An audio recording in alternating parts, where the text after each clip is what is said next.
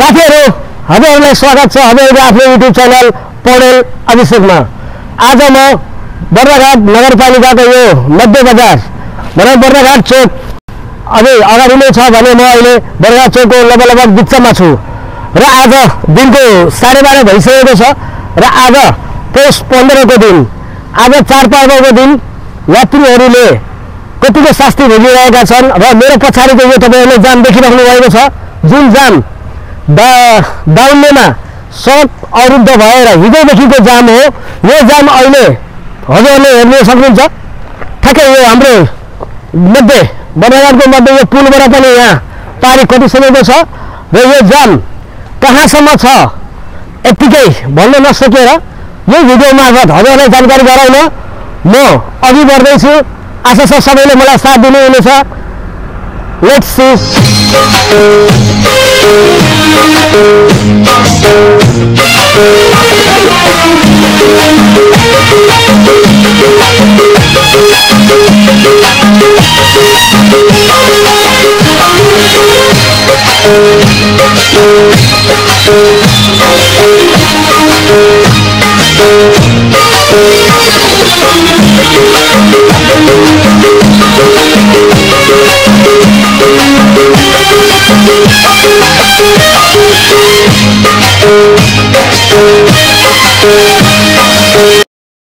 अहिले हामी बर्राघाट बजारको टिसन चोक आइपुग्न लागेका छौं र बाटोमा देख्न सक्नुहुन्छ कति गाडी जाम छ। यो जाम हिजैदेखिको जाम हो र यात्रामा यात्रीहरूले साह्रै नै शास्ति भोगेका छन्।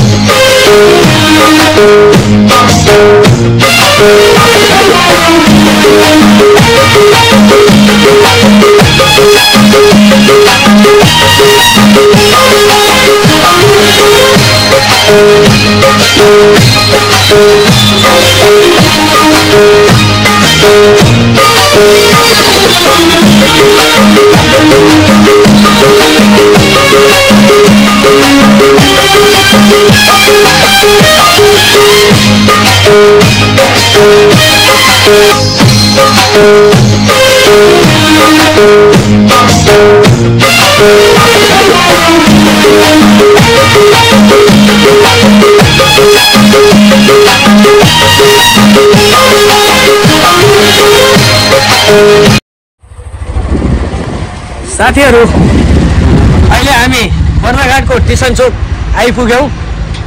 यो चोकमा गाडी नअट्नु एकदम बाटोभरि गाडी नै गाडी छ र यो जाम हिजोदेखिको जामले गर्दा नि होला तपाईको गाडीको जाम निकै छ। यहाँ गाडी नअट्नु भइसकेको छ र हामी पनि बाटो क्रस गरेर निस्किन गाह्रो भइरहेको छ। हजुरले देख्न सक्नुहुन्छ भिडियोमा। हजुरले देखिराख्नु भएको यो भिडियो यो स्थान बर्राघाट त्रिवेणी चोक स्टेसन चोकको हो र देखिराख्नु भएको छ गाडी कतिको जाम छ भनेर। र यहाँबाट फेरि हामी अगाडि बढ्दै छौं।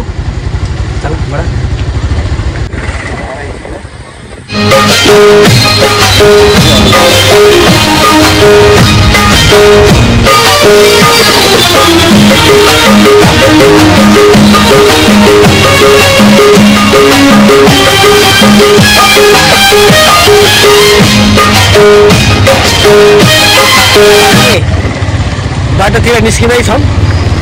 धेरै साँघुरो छ यो बाटो किनकि गाडीको जामले गर्दा टम्म भरिएको छ।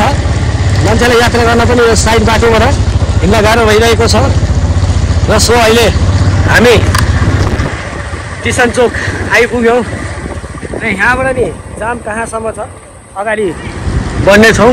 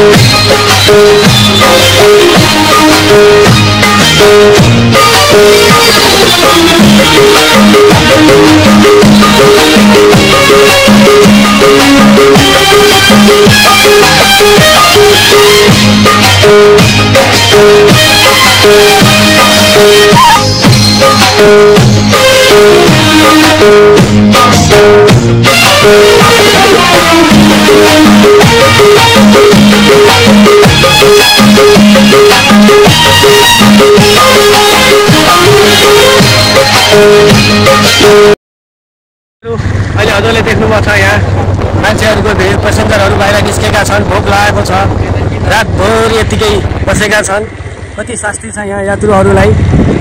अब किनमेल गरेका छन्, जे मिलेछ त्यही च्याउचाउ, चिया, चटपट, पानीपुरी, यस्तै अब सुन्तला जे छ साथमा फलफुल त्यही खाएर बसिरहेका छन्। यो बाटो कतिखेर खुल्छ र हामी फेरि यात्रा गर्नेछौँ भन्ने आशामा।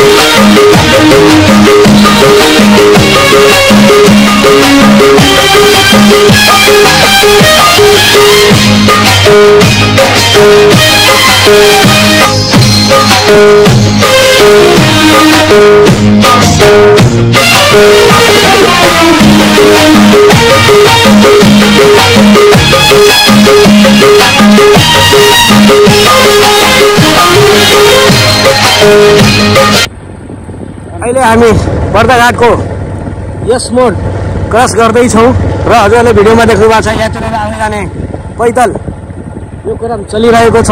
यो जाम हिजो राति 12 बजेदेखिको हो र एक साइड यताबाट चाहिँ गाडी गएको छैन, उताबाट पनि गाडी आएको छ कि छैन भनेर हामी दाउनेतर्फ लाग्दैछौँ। सँगै रहनु होला, हामी यस मोड हुँदै दाउनेतर्फ अगाडि बढ्दैछौँ।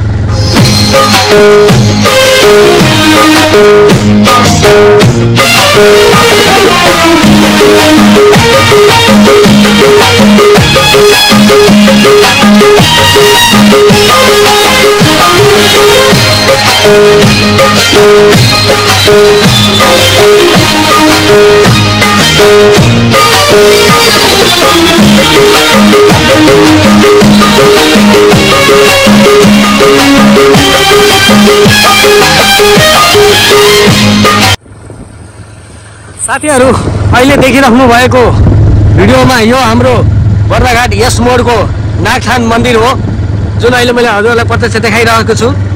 नागठान मन्दिर यो एकदम हाम्रो पहिलेदेखि नै मानिआएको नागठान मन्दिर हो र यही यस मोडबाट अब हामी दाउनेतर्फ लाग्दैछौँ।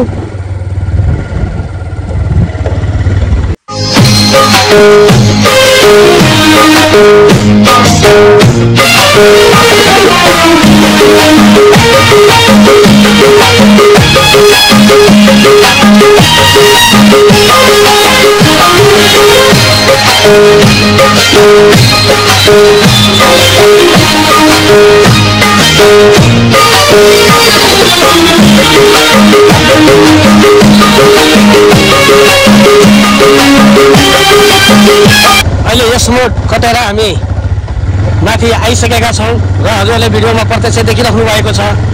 यो हिजोदेखिको जाम हो र यो जाममा बसेर यात्रीहरूले कतिको शास्ति भोगिरहेका छन् र यात्रामा पुग्नका लागि यात्रीहरू पैदल यात्रा नै गरिरहेका छन्। हजुरले भिडियोमा प्रत्यक्ष देख्न सक्नुहुनेछ र प्रत्यक्ष हजुरले भिडियोमा देख्न सक्नुहुन्छ र हामी अब यसै क्रममा भिडियो सँगसँगै अगाडि बढ्दैछौँ।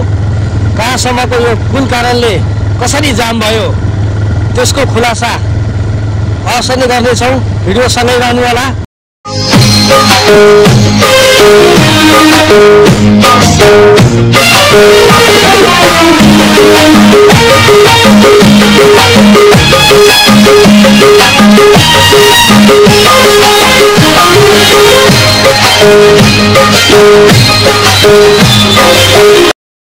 साथीहरू अहिले शीतलहरी एकदमै तीव्र रूपमा परिरहेको छ र हामी बर्दाघाटदेखि दाउने सडकतर्फ लाग्दैछौँ।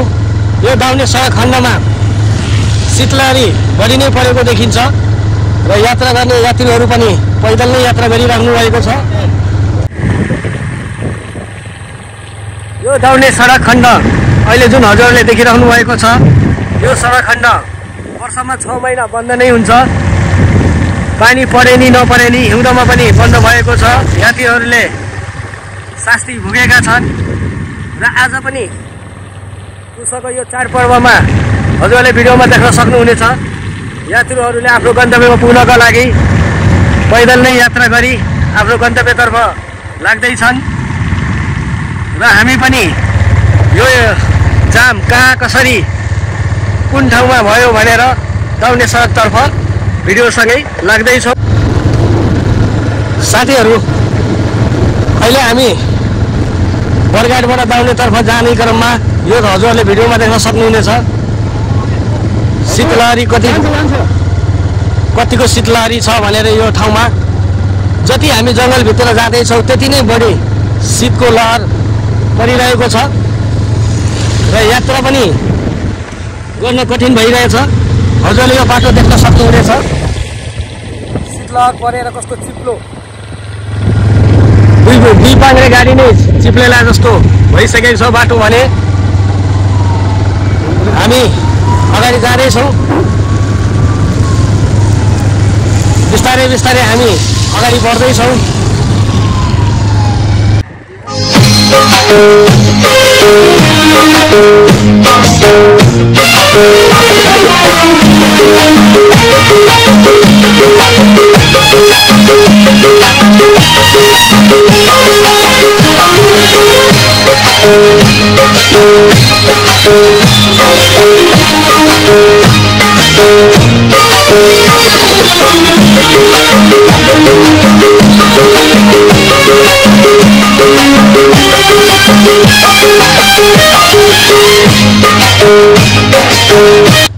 यो खुर्सानी खोला जुन हजुरले अहिले भिडियोमा देखिराख्नु भएको छ, हामी अहिले खुर्सानी खोलामा आइपुग्यौँ र यस सँगसँगै भिडियोमा हजुरले देखिराख्नु भएको छ यात्रा गर्न कति कठिन छ भनेर।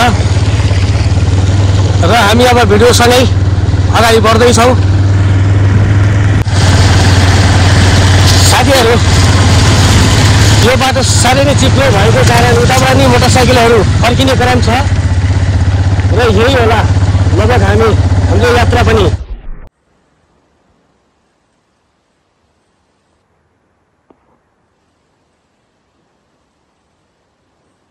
यस्तो छ दाउने सडक खण्ड। उहाँको बाइक उहाँ चिप्लेर अहिले लाएर यसरी लाग्यो, यसरी यहाँ लाएर साफ गर्दै हुनुहुन्छ। कहाँ जानुपर्ने आज सर? ए बरघाटै हो? ए घुमै। कहाँबाट आउनुभएको? ओहो, उहाँ कामस्तुतीबाट आउनुभएको रहेछ। यस्तो यो सडकको यस्तो अवस्थामा यो बाटोमा चिप्लेर लड्नुभयो। यस्तो चाहिँ पुरै हिलो हिँड्दै नसकिन। मेरो जुत्ता पनि पुरै हिलो भइसकेको छ। देख्न सक्नुहुन्छ यो।